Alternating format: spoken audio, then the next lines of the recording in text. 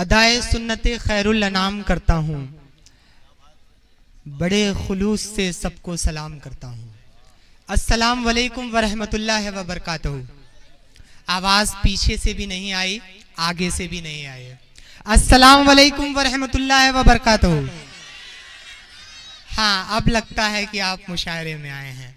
मैं आज की महफिल की सदारत फरमा रहे हाफिज इब्राहिम साहब से इजाज़त चाहता हूँ महफिल आगाज करने के लिए। उन्होंने इजाज़त दे दी है।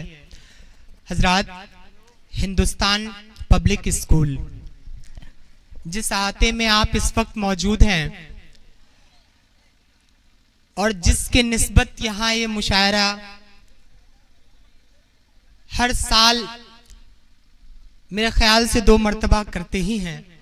पिछले एक मुशायरे की नज़ामत मेरे हवाले से हुई थी, इस बार दूसरी दफ़ा आपकी जानिब हाजिर हूँ। आपका साथ, आपकी दादो तहसीन हमें बहुत दूर तक लेकर जाएगी।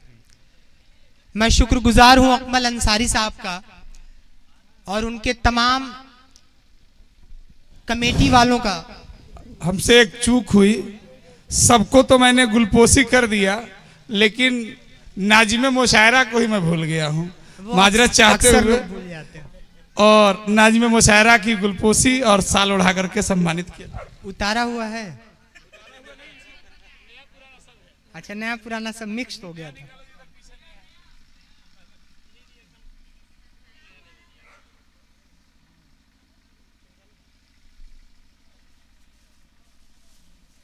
इसमें एक थोड़ा दूसरे डिफरेंट कलर वाला फूल है।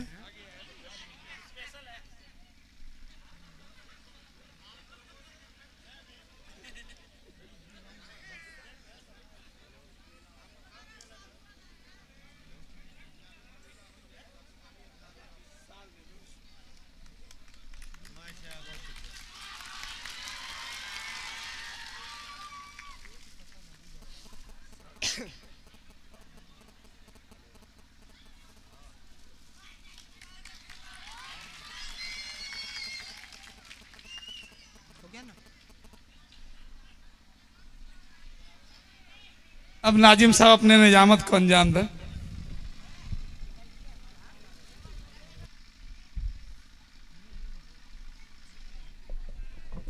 हाँ, तो मैं जिक्र कर रहा था हिंदुस्तान पब्लिक स्कूल का। अगर आपकी इजाजत हो तो मैं बोलूं, आप खामोश रहें? क्या आप खामोश रहेंगे?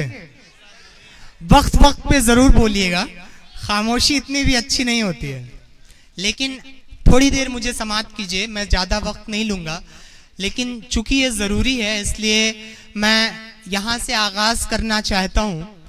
पीछे की जानिब भी कुछ लोग बैठे हुए हैं, उनकी शक्ल मुझ तक तो नहीं पहुँच रही है साफ साफ, लेकिन हाँ इतना अंदाज़ा है कि वो लोग बड़े बाज़ौक़ लोग हैं। हजरात,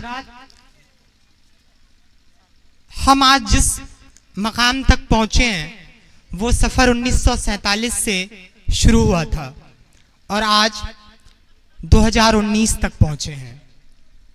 इस 70 बरस जो हमने अपनी गणतंत्रता, अपनी जमहूरियत को पाने के लिए और उसे संवारने के लिए, देखिए पाना भी मुश्किल था और उसे यहां तक पहुंचाते हुए संवारना भी बहुत मुश्किल था। हमारे आगाज के जो प्रधानमंत्री रहे या अब तक जो प्रधानमंत्री हुए, सबने अपने अपने दौर में कुछ ना कुछ काम किए हैं और यकीनन वो एक नए हिंदुस्तान का मुस्तकबिल तय कर रहे हैं। हजरात, जब भारत गुलाम था तब उसके दरमियान इतनी तकलीफें नहीं थीं। हाँ, एक गुलामियत की तकलीफ तो खैर थी कि हम किसी के गुलाम थे। मुझे लगता है आप लोग, हेलो, ये मेरे आगे की नौजवान, मेरे साथ चलने वालों, खामोशी से 2 मिनट सुन लो। मुशायरा शुरू करूं तो 2 मिनट ख्याल कर लो कि जब हम गुलाम थे उस दरमियान भी हमारे ऊपर कुछ परेशानियां हायल रहती थीं, लेकिन उस दरमियान हम एक थे। हमारे अंदर कोई बंटवारा नहीं था। मुझे याद है जब सविनय अवज्ञा आंदोलन चल रहा था, उस वक्त सरोजनी नायडू ने मोहम्मद अली जिन्ना को कहा ये हिंदू मुस्लिम एकता के दूत हैं। वो जिन्ना आगे चल के, जिसकी वजह से कुछ ऐसी वर्तमान उस वक्त की तत्कालीन परिस्थितियां थीं कि इस मुल्क को धर्म के नाम पे, मजहब के नाम पे अलग होना पड़ा, लेकिन उसके बावजूद तमाम लोग जो इधर से उधर गए और उधर से इधर आए, जितने भी हिंदुस्तान में रहे, उनके दिल में एक मुकम्मल हिंदुस्तान की अक्कासी थी और वो एक ऐसे हिंदुस्तान का मुस्तकबिल, फ्यूचर देखना चाहते थे जिसमें हम सब सद्भाव के साथ और प्रेम के साथ रह सकें। क्या बात, बहुत अच्छा। उस संविधान जिसके निर्माता हमारे बड़े बड़े रचनाकार उस वक्त के, जिनके अंदर बहुत अथाह ज्ञान था, उसमें से हजारों वकील थे, बहुत से डॉक्टर थे, कुछ पंडित थे, कुछ हजरत मोहानी जैसे लोग मौजूद थे, उसमें बहुत सारी महिलाएं भी बैठी थीं। उनके पास तमाम सारी तस्वीरें थीं, तमाम सारे और मुल्कों के संविधान, आईन मौजूद थे, लेकिन जो हमारे मुल्क के लिए, हमारे देश के, हमारे लोगों के लिए बेहतर था, उन्होंने वैसा संविधान बनाने को ठाना। लेकिन उसके बाद भी हमारे कुछ लोगों के अंदर ये तकलीफ थी कि क्या मैं हिंदुस्तान में अल्पसंख्यक होकर तकलीफ में तो नहीं रहूंगा, या फिर ये एक मजहब के बेस पे तो नहीं स्थापित होने जा रहा है एक नक्शा। तब उस वक्त हमारे संविधान निर्माताओं ने जब भारत की प्रस्तावना, प्रियम्बल ऑफ इंडिया लिखने की कोशिश की, तो उसने हम हिंदू लोग, हम मुस्लिम लोग, हम ईसाई लोग या सिख लोग नहीं लिखा। उन्होंने कोशिश की लिखने की और उन्होंने सबसे खूबसूरत लफ्ज दिया, we the people of India, हम भारत के लोग। क्या बात, तालियां नहीं बजाओगे? जी जी। उन्होंने लिखा हम भारत के लोग। फिर भी कुछ लोगों के दरमियान तकलीफें हायल थीं, वो डर रहे थे। तब उस वक्त मौलाना आजाद ने कहा, घबराओ मत, भारत में और भारत का संविधान जब तक इस हिंदुस्तान में जिंदा रहेगा तब तक इसके एक एक नागरिक की हिफाजत होगी और उसे हम वहां पहुंचाएंगे जहां हर एक देश के नागरिक का अधिकार होता है।